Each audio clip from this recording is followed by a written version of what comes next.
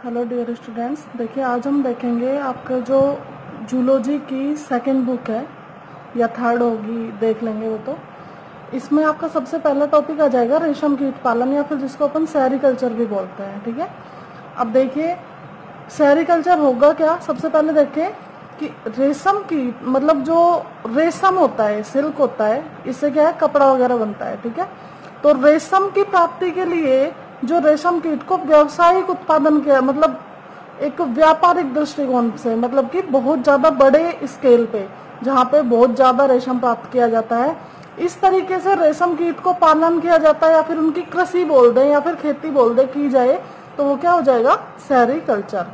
देखिए व्यापारिक दृष्टिकोण से रेशम प्राप्ति के लिए रेशम कीटों का पाला जाना क्या कहलाएगा, सेरिकल्चर। आगे देखें, यह एक मोथ है। मोथ क्या होता है भाई, ये एक प्रकार का कीट होता है या कीड़ा होता है। ठीक है, जिससे हम सिल्क या रेशम की प्राप्ति करते हैं। इससे हमें क्या मिलता है, सिल्क या रेशम मिलता है। रेशम इस कीट के लार्वा द्वारा रेशम ग्रंथियों से स्रावित होता है। भाई हमें सिल्क मिलेगा किससे, इसके जो इस मोथ का, इस कीट का जो लार्वा होता है, इसकी जो लार ग्रंथियां होती है, ये रूपांतरित होके क्या बना लेती है, रेशम ग्रंथियां बना लेती हैं, सिल्क ग्लैंड बना लेती हैं, जिससे जो स्राव निकलेगा, एक लेई जैसा पदार्थ निकलेगा, वो क्या कहलाएगा, रेशम कहलाएगा। ठीक है, तो क्या बोल सकते हैं हम, जो एक लेई जैसा स्राव उत्पन्न करती है। ठीक है, और जैसा कि मैं बता चुकी हूँ कि रेशम ग्रंथियां जो है वो क्या है, लार ग्रंथियों का रूपांतरण है, सैलिवरी ग्लैंड्स का एक ट्रांसफॉर्मेशन है, रूपांतरण है। तो नॉर्मली क्या होता है कि नॉर्मली हमारे यहाँ पे क्या रेशम को प्राप्त करने के लिए कौन सा कीट काम में लिया जाता है, बॉम्बिक्स मोराई, जो कि हमने मोस्ट कॉमन नेम है, शुरू से सुनते आ रहे हैं। लेकिन ऐसा नहीं है कि सिर्फ रेशम कीट यही होता है, हमारे पास बहुत सारे रेशम कीट है, लेकिन हमारे यहाँ मतलब कि भारत में कौन सा काम में लिया जाता है, बॉम्बिक्स मोराई। ठीक है, रेशम कीट की पालतू बनाई जाने वाली जाती है। ये कैसी है भाई, पालतू जाती है। भारत में रेशम कीट से एक वर्ष में अनेक फसलें प्राप्त की जाती है। भाई देखिए, अगर एक कीट है उससे पूरे वर्ष भर में अनेक फसलें निकाल ले, तो क्या होगा, वो मल्टी वोल्टाइन प्रभेद होगा।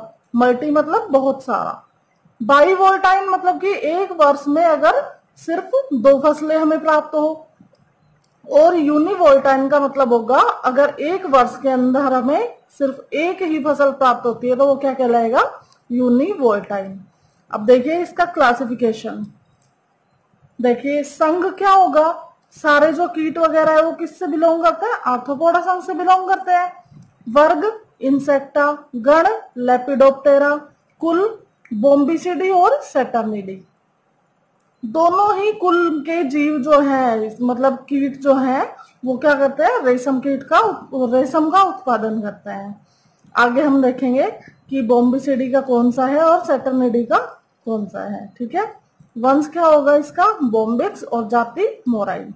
ये हमने किसका क्लासिफिकेशन देखा है, बॉम्बिक्स मोराई का देखा है।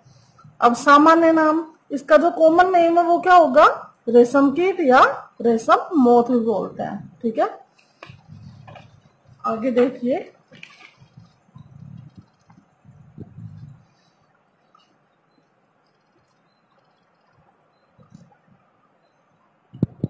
जो बॉम्बिक्स मोराई है, दरअसल ये क्या होता है, सहसूत के पत्ते जो होते हैं उनको खाता है।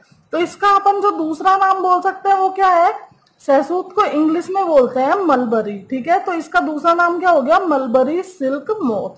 ठीक है, इसी प्रकार एंथेरिया पैफिया, ये क्या है, जैसे बॉम्बिक्स मोराई एक कीट है, ऐसे ही इसका मतलब दूसरा कीट क्या हो गया, एंथेरिया पैफिया। ये क्या है कि टसर, मतलब जो एक प्लांट होता है टसर,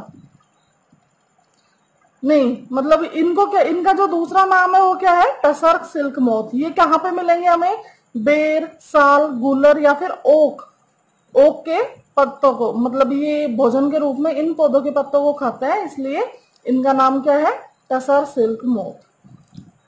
एंथेरिया टाइले, ये एक प्रजाति है जो कि सिर्फ कहाँ पाई जाती है, हिमालय की जो तराई क्षेत्र है, मतलब कि उसके जो तलहटी क्षेत्र है उनमें पाई जाती है। ठीक है, और कहाँ मिलेगी, मतलब ओक के प्लांट पर। ये क्या खाती है? ओक के पत्ते खाती है। एंथेरिया आसामेंसिस, इसका दूसरा नाम क्या हो गया? मूंगा सिल्क मोथ। ये कौन से प्लांट पे मिलेगी? दालचीनी व मैंचिलिस के पौधों पर। एंथेरिया पेरिनी ओक रेशम मोथ। देखिए यहाँ पे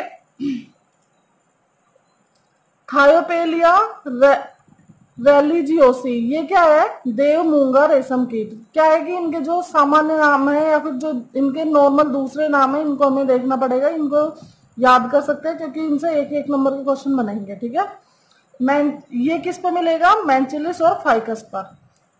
ये दोनों ही एक प्लांट के नाम है।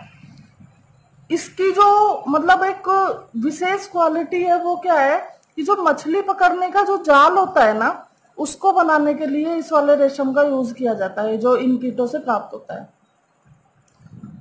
एटेकस एल्टस, इसका दूसरा नाम हो गया जायंट सिल्क क्रमी। ठीक है, एटेकस रेचिनी या फ्लोसामिया रेसिनी, इसको क्या बोलते हैं? ओक सिल्वर सिल्क क्रमी। देखिए वो मोथ था और ये वर्म है, क्रमी है। मोथ को बोलते हैं अपन हिंदी में शलभ, और ये है वर्म। वर्म इसको बोलते हैं हम क्रमी। ठीक है, ये होते कीट ही हैं, लेकिन इसका कुछ मतलब इनमें डिफरेंशिएशन होता है, इसमें कुछ अंतर होता है। ठीक है, इनका लार्वा क्या करेगा? अरंड की पत्तियों को खाता है, अरंडी कैस्टर। ठीक है, तो वही इसमें ये एक मोस्ट इंपॉर्टेंट है, ये बहुत ज्यादा इंपॉर्टेंट है। देखिए अरंडी रेशम, ये क्या होगा? यह रेशम ईंट के समान लाल रंग का होता है। ऐसा नहीं है कि रेशम है तो सिर्फ व्हाइट ही कलर का हो सकता है, ये कैसा होगा? ईंट के जैसे लाल रंग का होता है। इसके क्रमी को ओक सिल्क क्रमी कहते हैं। देखिए यहाँ पे मोथ नहीं लिखा है, क्या लिखा है? क्रमी। जबकि इससे प्राप्त रेशम अरंडी रेशम कहलाता है। इसका धागा मजबूत व चमक, मतलब वैसे तो मजबूत होगा लेकिन उसमें चमक थोड़ी कम होती है। आगे देखो,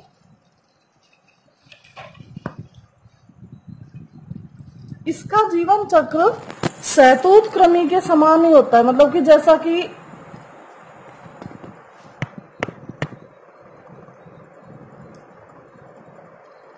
इसका जीवन चक्र कैसा होगा? जो अपना जो बॉम्बिक्स मोराई है उसी के जैसा होता है। ठीक है, इससे सिल्क प्राप्ति व इसके पालन को एरिकल्चर कहते हैं। मतलब स्पेसिफिकली जो अरंडी रेशम प्राप्त करते हैं अपन, और अरंडी रेशम वाला जो कीट है उसके पालन को अपन क्या बोलते हैं? एरिकल्चर। मतलब कि सेरिकल्चर जो हमने बोला उसमें सारे रेशम कीट, लेकिन एरिकल्चर में सिर्फ अरंडी रेशम कीट। ठीक है, अब देखिए आगे बॉम्बिक्स मोराई। बॉम्बिक्स मोराई जो मोस्ट कॉमन है, इसकी संरचना और जीवन चक्र की अगर हम बात करेंगे तो देखो, इसका जो वयस्क मोथ होता है, मतलब कि एक वयस्क एडल्ट मोथ जो होता है वो क्या होगा?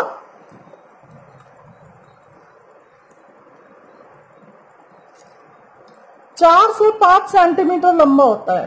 ठीक है, शरीर गंदे सफेद रंग का और बालों से भरा होता है। मतलब कि जो डल व्हाइट कलर होगा और बालों से भरा हुआ होगा। सिर पर एक जोड़ी क्या मिलेंगे? कंपाउंड आई, मतलब कि संयुक्त नेत्र मिलेंगे, एवं एक जोड़ी झाड़ जैसी एंटीनी मिलेगी। एंटीनी जैसे झिंगुर के रहते हैं दो आगे, ऐसे। वक्ष में, मतलब कि जो इसका थोरेसिक पार्ट है उसमें मिलेंगे 2 जोड़ी पंख। ठीक है, थोरेसिक पार्ट में 2 पेयर मिलेंगे पंख और 3 जोड़ी टांगे मिलेंगी। कैटरपिलर बेलनाकार और चिकने। जो कैटरपिलर होता है ना, वो इसकी क्या होती है? लार्वा अवस्था होती है। लार्वा समझते हैं सभी। बेलनाकार और चिकने, और इसका जो जीवन काल है किसका? पूरे रेशम कीट का नहीं, कैटरपिलर का, वो कितना होगा? 15 दिन। इसके बाद यह स्वयं पर रेशम का आवरण बना लेता है जो कोकून कहलाता है। ये जो कैटरपिलर है वो क्या करेगा? खुद के ऊपर एक ऐसे लेयर बनाता जाएगा। ठीक है, जो इसकी ग्लैंड से निकलेगा लेई जैसा पदार्थ, वो ये अपने ऊपर ऊपर ऐसे छोड़ता जाएगा और वो धागे जैसा होता है। ठीक है, और ये जब जैसे जैसे निकलता जाएगा तो ये क्या होगा? सूख जाएगा, और सूखने के बाद इस संरचना को हम क्या बोल देंगे? कोकून। ठीक है, कोकून कहलाता है। कोकून बनाकर कैटरपिलर क्या बना लेगा भाई? जैसे ही कोकून बनेगा तो कैटरपिलर की अवस्था अब कौन सी हो जाएगी? प्यूपा, मतलब कि अब वो कैटरपिलर नहीं बचा, वो क्या बन गया है, प्यूपा बन गया है। कोकून में लगभग कितना 300 मीटर धागा होता है। 300 मीटर धागा हमें एक कोकून से प्राप्त होता है। कोकून से 12 या 13 दिन बाद प्रौढ़ अथवा इमेगो बाहर निकलता है। जो एक कोकून है, अगर उसको मतलब कि छोड़ दिया जाए ऐसे ही, तो उससे क्या होगा, जो उसके अंदर प्यूपा था वो और ज्यादा वृद्धि करके क्या बन जाएगा, प्रौढ़ बन जाएगा, एडल्ट बन जाएगा, और कैसा हो जाएगा, क्या बन जाएगा, इमेगो। क्या बोल देंगे उसको हम, इमेगो बोल देंगे। अब देखो हमें रेशम कैसे प्राप्त होगा। पहले दो इंपॉर्टेंट पॉइंट है, एपी और मूंगा ही ऐसे रेशम है जो भारत में उत्पादित किए जाते हैं और इन पे हमारा जो मोनोपोली है, एकाधिकार है।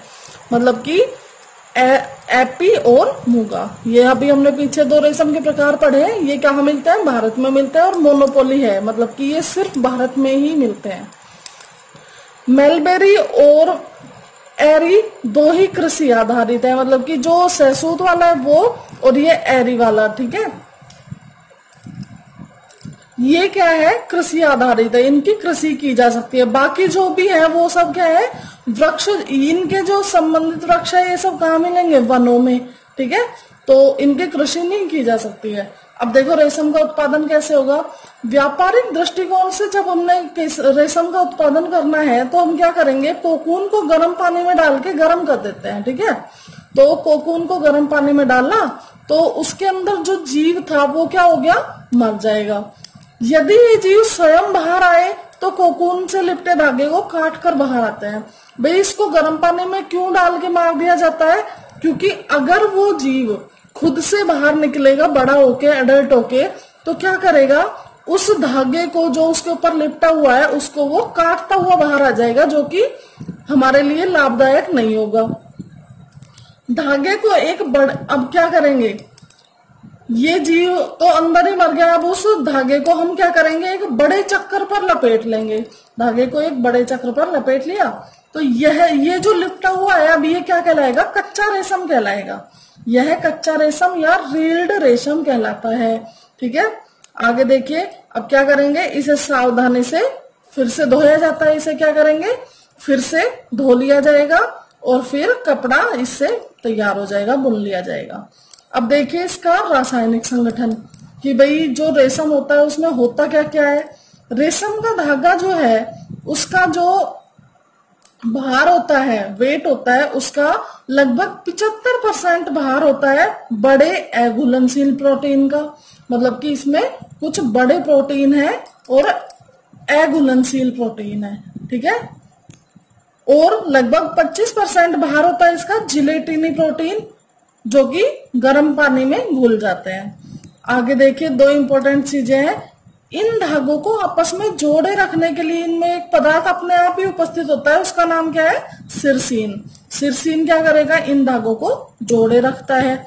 और कुछ मात्रा में भाई इसमें क्या मिलेगा, कैरोटेनॉइड वर्णक भी मिलता है, और कुछ मात्रा में मोम भी उपस्थित होता है।